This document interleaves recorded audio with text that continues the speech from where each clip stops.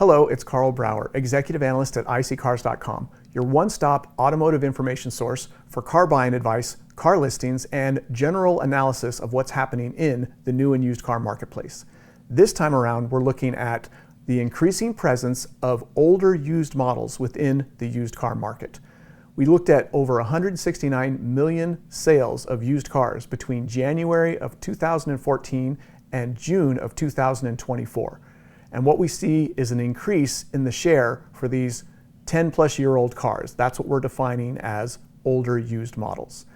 If you look at this table here, you can see that these cars took up about 15 to 17% market share in the used car marketplace. But in about 2020, they started to spike, jumping up to 21.3% in 2023 and 22.7% so far in 2024. Clearly, more people are buying older used cars to avoid the increased cost of more recent used cars. Now, I've described this phenomenon kind of like a tidal wave, right? When new car prices have spiked, recent used car prices go up because people run to them instead of buying new because prices are so high. And when recent used car prices spike, people go older so they can keep getting a lower price. This is what's driven people into these 10-plus-year-old cars over the last few years. And you know what's really depressing is that even with the lower price of these 10-plus-year-old used cars, they've still gone up a lot in the past 10 years. In fact, if you look again at this table, you can see that the average price of a 10-plus-year-old car in 2014 was $7,583. Today, those same cars cost an average of $12,194.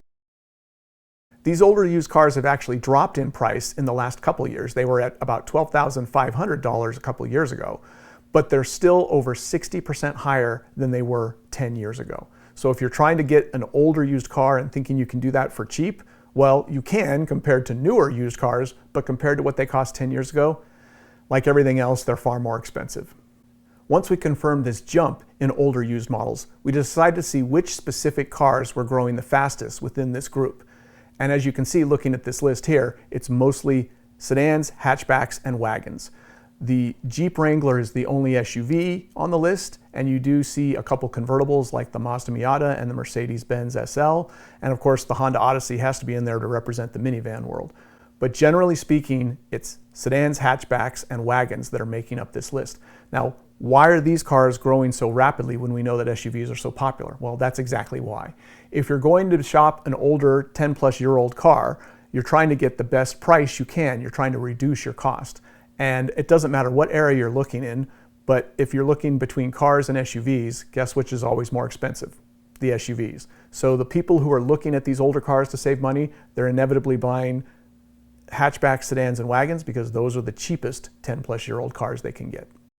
Now, we also looked at which markets were growing the fastest in this older car market share. These are long lists. You can see the full list at iSeeCars.com. But the short version is, if you're looking for the cheapest used car you can buy, you should buy a 10-plus-year-old hatchback, sedan, or wagon. However, anytime you're buying a used car, and particularly an older used car, you want to verify its mechanical condition. You should always get these cars inspected by an independent mechanic to make sure they're in the shape that the seller is claiming they're in, and that they actually will give you some value for the money you spend in terms of dependable transportation. Good luck to all you used car shoppers out there, and thanks for watching.